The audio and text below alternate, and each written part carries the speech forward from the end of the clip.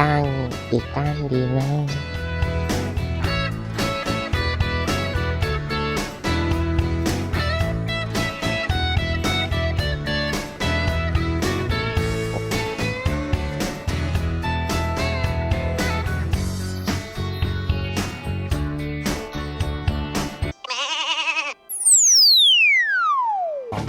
สวัสดีครับ Make it easy กลับมาเหมือนเดิม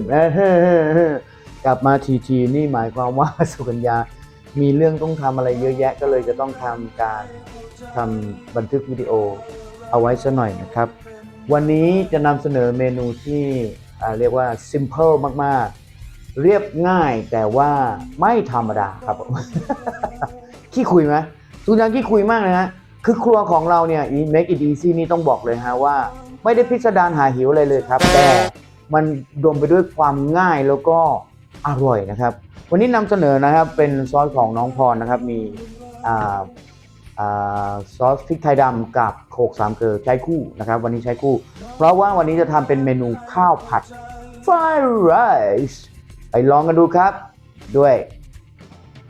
ใบกะเพราที่เจ้าลูกชายไปเด็ดมานี่เขาอยากกินใบกะเพราชอบมากงั้นก็จัดไปสิครับไปมาฟังกันให้เข้าใจ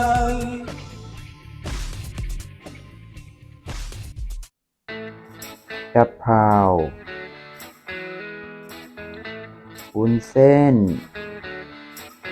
พริกหยวกเนื้อปลาทูน่าข้าวถ้วยหนึ่งกระเทียมและก็ผันของน้องพรครับเริ่มต้นนะครับเราก็จะเอาวุ้นเส้นของเรามาแช่น้ำก่อนครับเนี่ยตัดก่อนเลย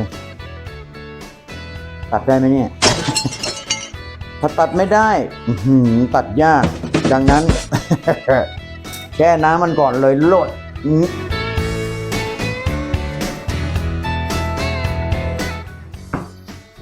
อันดับต่อไปนะครับหั่นพริกครับนี่พริกยาวๆแบบนี้นะหั่นเฉียงนะครับจะอร่อยมากหั่นเฉียงให้มันได้แบบรูปร่างหน้าตาน่ากินด้วย yes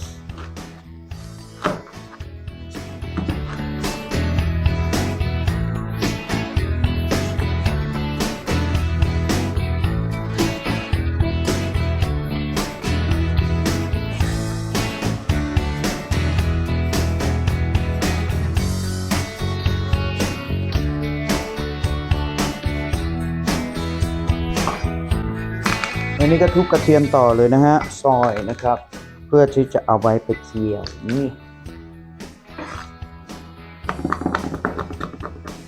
เนี่ยคือกระเทียมกับอาหารไทยแล้วก็จริงๆก็หลากหลายประเทศนะใช้กระเทียมนะครับเป็นเบสมากๆเลยคือมันดับกลิ่นด้วยนะครับแล้วก็ให้กลิ่นหอมแล้วก็แถมมีประโยชน์กับร่างกายมากๆเลยครับเป็นสมุนไพรเทวดานะฮะคุณยายเคยทำเขาเรียกอะไรนะทำขนมจีนน้ำยาขายนะครับแล้วก็ทำพริกแกงเองแกก็จะต้องมีหอมแดงแล้วก็กระเทียมนะครับแกบ่นให้ฟังประจำเลยว่าหอมกับกระเทียมแพงราคาแพงมากถ้ายายอยู่ตอนนี้ยายจะต้องช็อกตาย เพราะว่าหอมกับกระเทียมราคาแพงจริงๆนะขายเป็นก้อนๆจริงนะสมัยก่อนนี่ขายกันเป็นโลๆนะไม่ถึง100แต่แกก็บอกว่าแพงอ่ะเอาละเตรียมเสร็จสับเรียบร้อยแล้วนะครับไม่มีอะไรมากเลยครับเหมือนผัดธรรมดาเลยแต่ว่าอยากให้รู้ว่าเมื่อใส่ผลิตภัณฑ์ของน้องพรนะแล้วโดยเฉพาะใส่คู่แบบนี้นะครับบอกเลยว่าอาหารจะเป็นอาหารอนุชามากเลยไปลุยโอเคเริ่มต้นนะครับใส่น้ำมันลงไปนะฮะระวังนะครับอาจจะมีอาการแตกโปเปะโปเปะใส่ไปเลย มุยาทำอะไรง่ายๆเร็วๆ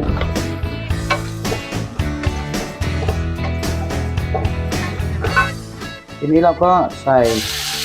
ปลาทูน่าลงไปเลยครับ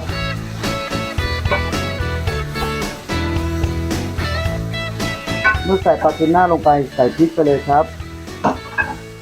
เนี่ยโรยด้วยซีอิ๊วขาวหน่อยหนึ่งครับ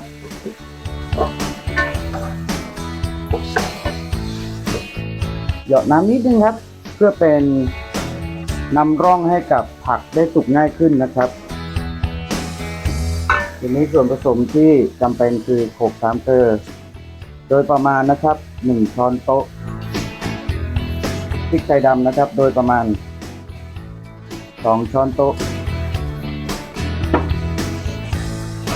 มาได้อย่างนี้แล้วครับเราเอาวุ้นเส้นลงไปผัดกับเขาเลยครับยังไม่ต้องใส่น้ำตาลนะครับเพราะว่าเดี๋ยวเราจะมีใส่ซีอิ๊วหวานนะครับนี้พอได้ประมาณว่าเส้นวุ้นเส้นเราสุกแล้วเนี่ยครับเราเอาข้าวลงไป yes แล้วเราก็เหยาะซีอิ๊วหวานเลยครับ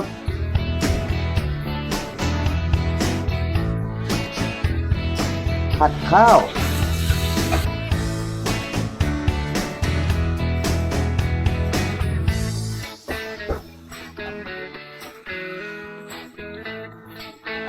ใส่ผักกะเพราลงไปเลยครับใบกะเพราเหยาะลงไปเลยทีนี้ก็จะหอมแล้ว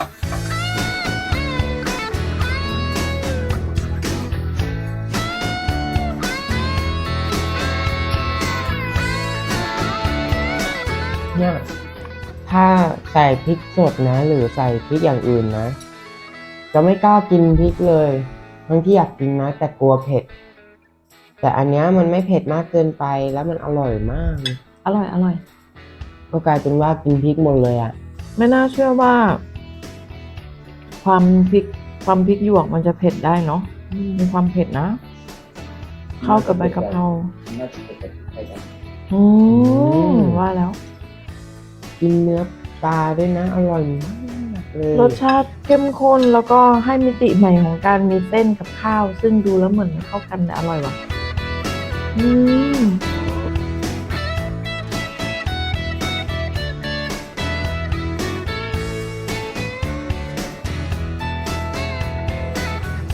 ง่ายแสนง่ายนะฮะตอนเด็กๆสุกัญญาเคยทานไส้กรอกแบบที่เขาเอามาปิ้งย่างกินกับพริกกินกับกะหล่ำเนี่ยฮะข้างในเนี่ยมันจะเป็นข้าวผัดกับวุ้นเส้นแล้วก็ยัดเข้าไปในไส้แล้วก็เอาไปย่างอีกทีบอกเลยว่าตราตรึงมากๆเมนูนี้คล้ายๆครับเพียงแต่เราไม่ได้ใส่ไปในไส้แล้วก็เราไม่ได้ย่างเพิ่มเติมเท่านั้นแต่ถ้าใครอยากจะลองทำดูนะครับลองดูได้โดยเฉพาะพี่ราตรีลองดูครับผัดแบบนี้ถ้าจะมีเม็ดที่เป็นพริกไทยนะครับก็ใส่ลงไปได้อีกเหมือนกันแต่ถ้าไม่มีก็อันนี้ก็จบเลยครับแล้วก็บอกเลยว่าได้ความเผ็ดร้อนไม่ต้องพึ่งพาพริกสดเอามาผัดเหมือนแบบผัดกะเพราเลยฮะอันนี้คือจบเลย1 เมนูไว้ในอ้อมอกอ้อมใจครับขอบคุณมากที่ติดตามชมกันทุกเทปแล้วก็กดไลค์กดแชร์คอมเมนต์กันเอาไว้ดีใจมากๆครับการแชร์การคอมเมนต์เป็นการเปิดคลิปทำให้คลิปมีคนเห็นมากขึ้นขอบคุณมากๆครับแล้วก็มีลิงก์สั่งสินค้าอยู่ข้างใต้รู้สึกว่าตอนนี้ทางบริษัทน้องพรจะมีแคมเปญอะไรบางอย่างที่เกี่ยวข้องกับเรื่องของซอสพริกไทยนะลองเข้าไปดูครับขอบคุณมากพระเจ้าอวยพรครับสวัสดีครั